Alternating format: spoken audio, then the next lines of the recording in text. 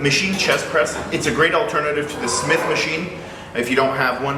I like a machine like this where it converges, so as it comes up, you're going inward simultaneously, so you're getting another function of the pec, which is adduction of the arm, as you're pushing the arm outward. So this is also great after you do your dumbbell presses or whenever they're programmed in, because of the stability aspect. So you're not relying on other muscles as you're pressing when you work with dumbbells.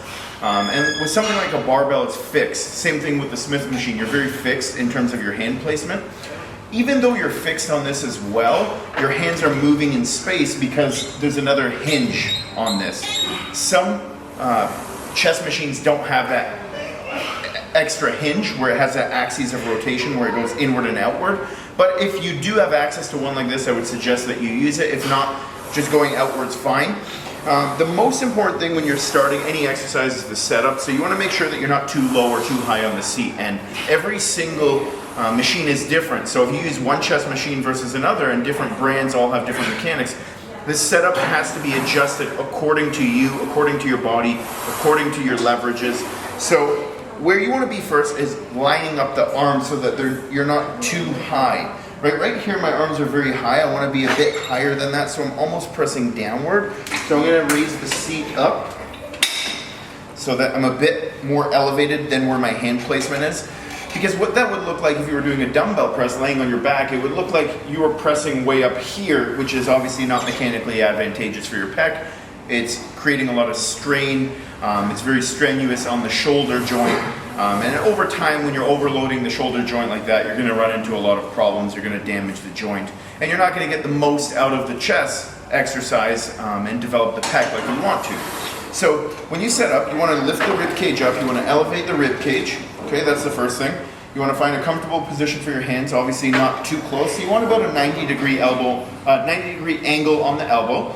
And you want to drive your body back into the pad. You want to really push your feet down into the ground.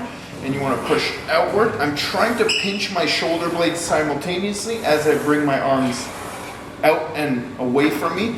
And then, because I have that extra axis of rotation, I'm trying to push inward slightly to really adduct the humerus, which is really getting my arm across the body, which is getting the most amount out of my pec as I'm doing this exercise. And I'm really focusing on pinching my shoulder blades together. That's something that's very important. As soon as you round out, and people will typically do this to try to maximize their range of motion. Now, we don't want more range of motion. More range of motion is not always better. We want to be able to contract the muscle to its fully shortened position without compensating or compromising by using other muscles or putting our joint in a compromised position. So what some people may do as they come out here, they're trying to really get that end range, so they round out. So externally, that looks like more range of motion.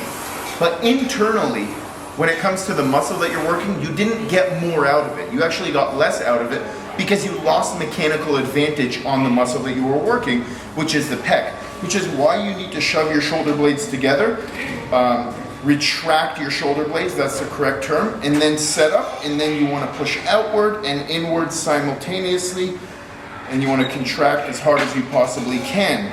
Think about shoving your hands inward as you go out,